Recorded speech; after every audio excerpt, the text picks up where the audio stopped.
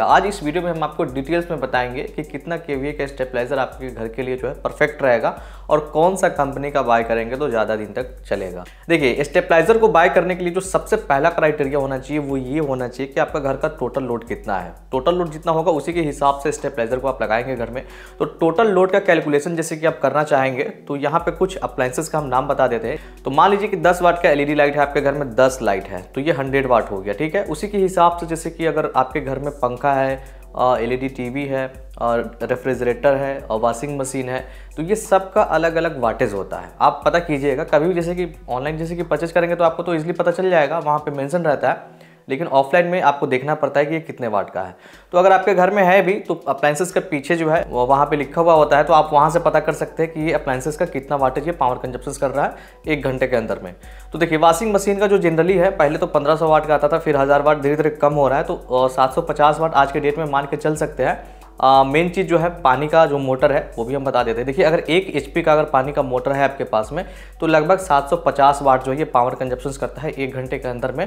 उसी तरह से जैसे कि अगर मान लीजिए गीज़र है तो गीज़र सबसे ज़्यादा जो है पावर कंजप्शन करता है, ये लगभग 3000 वाट तक जो है पावर कंजप्शन करेगा। इंडक्शन है तो इंडक्शन भी 2000 वाट का आता है, 2500 वाट का आता है, अलग अलग है। इमर्सन रड जो है 1500 वाट का आता है, आयरन जो है 1000 वाट का आता है। तो ये सब हेवी अप्लायंसेस का यहाँ पे हम आपको लगभग बताए हैं। उसी तरह से और भी अप्लायंसेस जैसे कि आपके पास में है, एसी है जैसे कि मान लीजिए, तो एसी में लगभग आपको जो है लगभग 3000 वाट आपको देना पड़ेगा, तब जाकर के एसी ठीक ठाक अच्छे तरीके से रन करता है। एसी का जो पावर कंजप्शन है वो टोटली डिपेंड करता है कि घर का टेम्परेचर कितना है। जैसे कि मान लीजिए घर का टेम्परेचर ज़्यादा है, आप एसी को ऑन कर देते हैं तो वो फुल कैपेसिटी पे चलता है, तो वो वाटेज बहुत ज़्यादा लेता है, मतलब 4000 वाट तक भी ले सकता है। वो टोटली डिपेंड करता है कि एसी कितने टन का है और कौन सा एसी आप जैसे कि कितने स्टार का एसी जो है आप लगा रहे हैं। तो ये एक मोटा मोटी पावर कंजप्शन हमने बताया है जो कि आपको पता करना बहुत ज़रूरी है। इसके लिए सिंपली आपको जो है एक पेपर पेन लेना होगा, अप्लायंसेस का नाम आप लिख दीजिए, बगल में उसका वाटेज लिख दीजिए कि कितना घंटा में कितना वाटेज ये ले रहा है, और उसको लास्ट में जो है फाइनली सबको जोड़ दीजिए। तो जोड़ने के बाद में जो है अगर मान लीजिए कि 2000 वाट टोटल निकल के आता है तो आप 3 kVA का स्टेबलाइजर ले सकते हैं।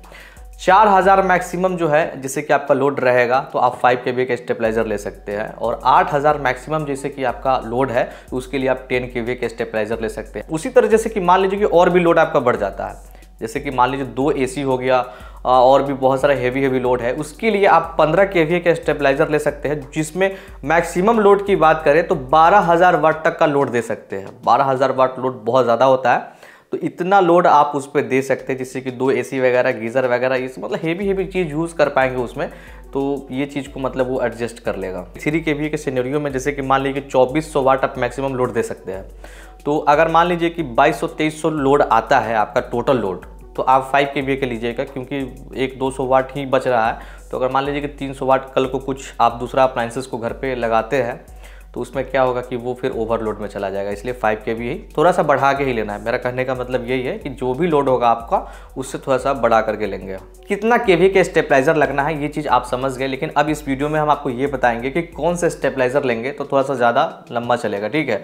तो देखिए, यहाँ पे जो है स्टेबलाइजर में सबसे पहला जो है वोल्टेज रेंज, जैसे कि आपके एरिया में वोल्टेज रेंज क्या होता है, जैसे कि मिनिमम वोल्टेज कितना जाता है और मैक्सिमम वोल्टेज कितना जाता है। स्टेबलाइजर का दोनों काम है, जैसे कि अगर लो वोल्टेज रहेगा तो उसको भी वो 230 निकाल करके दे देगा, और ज़्यादा वोल्टेज भी रहेगा जैसे कि मान लीजिए कि 260, 270, 280 लगभग 300 के आसपास वोल्टेज आ रहा है तो उसको भी स्टेबलाइजर स्टेप डाउन करके, और वो जो घर का आपका वोल्टेज है वो 230 निकाल करके देगा। तो स्टेबलाइजर समझ लीजिए हाई वोल्टेज में भी आप इस्तेमाल कर सकते हैं और लो वोल्टेज में भी इस्तेमाल कर सकते हैं। तो वोल्टेज रेंज जो लिखा होता है स्टेबलाइजर में, जैसे कि आप देखेंगे 90 से लेकर 300, ये इस चीज़ को एक्सप्लेन करता है कि आपका वोल्टेज जो है 90 से ऊपर होना चाहिए और 300 से कम होना चाहिए। जैसे कि 90 वोल्टेज जो होता है लो वोल्टेज होता है, उससे ऊपर होना चाहिए, और 300 वोल्टेज बहुत हाई वोल्टेज होता है। तो इस रेंज में जैसे कि कुछ भी वोल्टेज रहेगा, 90 से जैसे कि 100 वोल्टेज हो सकता है, 110, 120, 130, 140, 150, 160, मेरे यहाँ 160 के आसपास आता है।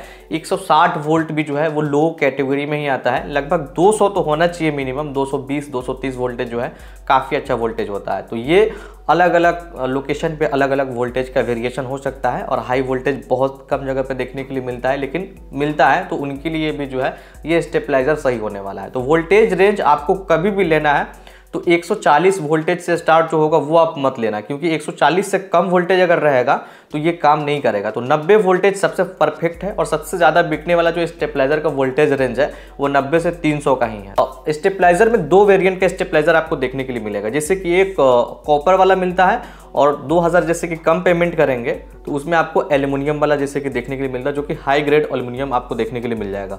अब मेरे घर में पर्सनली जो है एल्युमिनियम वाला ही है, 3 साल से हम यूज़ कर रहे हैं, लुमिनस का है, और ये 3 साल से एक भी मतलब समझिए कि प्रॉब्लम अभी तक नहीं दिया है। हमने इसको ओपन करके भी दिखाया था प्रीवियस वीडियो में, आपको जाकर देखना है तो आप जाकर के देख सकते हैं। तो हाई ग्रेड एल्युमिनियम जैसे कि अच्छे ब्रांड का आप लेंगे तो वो भी ठीक ठाक काम करता है, बेकार नहीं काम करता है। लेकिन फिर भी यहाँ पे जो मेरा रिकमेंडेशन होगा वो आप कॉपर ही लीजिए, क्योंकि कॉपर जो है कभी भी एल्युमिनियम से आपको अच्छा देखने के लिए मिलेगा। लेकिन जिनका बजट उतना नहीं है, सिर्फ काम चलाने के लिए अगर चाहिए, तभी आप एल्युमिनियम में जा सकते हैं। तो ये हमने आपको बता दिया कि वाइंडिंग किस तरह का लेना है, कि कॉपर का लेना है कि एल्युमिनियम का लेना है। एल्युमिनियम में जैसे कि हाई ग्रेड एल्युमिनियम आता है, नॉर्मल वाला एल्युमिनियम इसमें नहीं देते हैं। यहाँ पे एक चीज़ और होना चाहिए कि जैसे कि एमसीबी का प्रोटेक्शन होना चाहिए, जैसे कि मेन एमसीबी लगा हुआ होना चाहिए और एक बाईपास एमसीबी लगा हुआ होना चाहिए। हालांकि इस वीडियो में जो भी हम आपको रिकमेंड करेंगे स्टेबलाइजर, सारे में 2 एमसीबी है, जो कि एक मेन एमसीबी है, शॉर्ट सर्किट होता है, या जैसे कि अब मान लीजिए कि बहुत ज़्यादा ओवर वोल्टेज आता है तो उस कंडीशन में एक तरह से सेफ्टी के लिए इसको यूज़ किया जाता है, तो आपके घर का जो अप्लायंसेस है वो ख़राब नहीं होने देगा। और एक एमसीबी जो रहता है इसमें वो बाईपास का रहता है। तो बाईपास में जैसे कि मान लीजिए आप चाहते हैं कि स्टेबलाइजर को हम इस्तेमाल नहीं करें, जो भी पोल से जैसे कि वोल्टेज आ रहा है वो डायरेक्ट हमारे घर में चले जाए, उस कंडीशन में बाईपास को इस्तेमाल किया जाता है। या जैसे मान लीजिए कुछ खराबी वगैरह आ गया तो उस कंडीशन में भी जो है बाईपास को आप ऑन करके यूज कर सकते हैं। स्टेबलाइजर में एक चीज़ जो फीचर्स है वो ये होना चाहिए कि इनिशियल डिले। इनिशियल डिले का मतलब ये होता है कि बहुत बार आपने देखा होगा, खास करके गांव में, वोल्टेज जैसे घर में जैसे कि करंट आया, फिर तुरंत कट गया, फिर आया, फिर कटा, फिर आया, तो ये जैसे कि बार बार जैसे कि वोल्टेज का आना फिर कट जाना, इस कंडीशन में क्या होता है कि कुछ अप्लायंसेस खराब होने का चांसेस होता है। स्टेबलाइजर में एक फीचर है, जैसे कि आपके पोल पर से जो भी वोल्टेज आया, करंट आया घर में आपका, तो वो क्या करता है कि 5 सेकंड के लिए डिले कर देता है, कि जैसे कि बार बार कट जाना, बार बार आना, तो ये घर में आपको नहीं आने देगा, 5 सेकंड के बाद ही आएगा। तो ये भी एक तरह से समझ लीजिए इनिशियल डिले जो है ये भी प्रोटेक्शन का ही काम करता है। एक चीज़ और होना चाहिए कि डिजिटल डिस्प्ले होना चाहिए, जैसे कि इनपुट वोल्टेज कितना आ रहा है और आउटपुट वोल्टेज कितना जा रहा है। तो ये तो अभी सारे स्टेबलाइजर जितने भी आ रहे हैं सब में डिजिटल ही आपको यहाँ पे मीटर देखने के लिए मिलेगा कि वोल्टेज कितना आ रहा है, वोल्टेज कितना जा रहा है। अभी जो और भी इससे नए नए टेक्नोलॉजी के आएंगे, हो सकता है कि उसमें एम्पियर मीटर भी देखने के लिए मिल जाए, लेकिन फिलहाल जो है इसमें जो है आपको वोल्टेज जो है इनपुट और आउटपुट जो है शो करेगा। बहुत सारा कुछ एरर्स वगैरह भी शो करता है, जैसे कि low voltage, high voltage, overload, इस तरह के जो भी एरर आएंगे आपके घर में वो भी चीज़ को ये शो करता है। अब दूसरा जो यहाँ पे मेन मेरा टॉपिक था वो ये था कि जैसे कि कौन सा कंपनी का लिया जाए। देखिए अब बहुत सारा कंपनी जो है अभी आपको देखने के लिए मिलेगा स्टेबलाइजर में, आपको डीजी वोल्ट का देखने के लिए मिल जाएगा, डेक्सेल का देखने के लिए मिल जाएगा, आउल्टेन का देखने के लिए मिल जाएगा। तो यहाँ पे 2 वेरिएंट है सबका, एक एल्युमिनियम वाला है, एक आपका कॉपर वाला है। हमने काफ़ी अच्छा जो है यहाँ पे लिस्ट बना दिया है, 3 kVA का अलग कर दिया है, 5 kVA का अलग कर दिया है, 10 kVA का अलग कर दिया है, 15 kVA का अलग कर दिया। आपको जा करके जैसे कि देखना है और बाय करना है तो वीडियो के डिस्क्रिप्शन में लिंक है, वहां से जाकर के आप चेकआउट कर सकते हैं उसका प्राइस वगैरह, और वहीं से जाकर के आप बाय कर सकते हैं। आपका जैसे कि लोड बहुत ज़्यादा है तो आप 10 kVA में भी जा सकते हैं। 10 kVA में भी 2 मॉडल आपको देखने के लिए मिलेगा, जैसे कि एल्युमिनियम वाइंडिंग और यहाँ पे कॉपर वाइंडिंग। तो 2 ही हम रिकमेंड करेंगे, जो कि यहाँ पे आउल्टेन का है। अगर 15 kVA में जाएंगे तो मसल ग्रिड का भी आता है, आउल्टेन का भी आता है। आउल्टेन ज़्यादा अच्छा है मसल ग्रिड के अगर कंपेयर में करते हैं तो, टेक्निकली और प्रैक्टिकली भी। अब बहुत लोग का सवाल ये भी हो सकता है कि जैसे कि आप जो है खुद लुमिनस का लगा है तो हम लोग को दूसरे कंपनी का रिकमेंड क्यों कर रहे हैं। देखिए उस समय क्या है कि ये जो हमने लुमिनस का लिया है ये 8000 में लिया है। आज के डेट में शायद 8000 में कोई स्टेबलाइजर मिलेगा भी नहीं आपको, हो सकता है कि सेल में मिल जाए।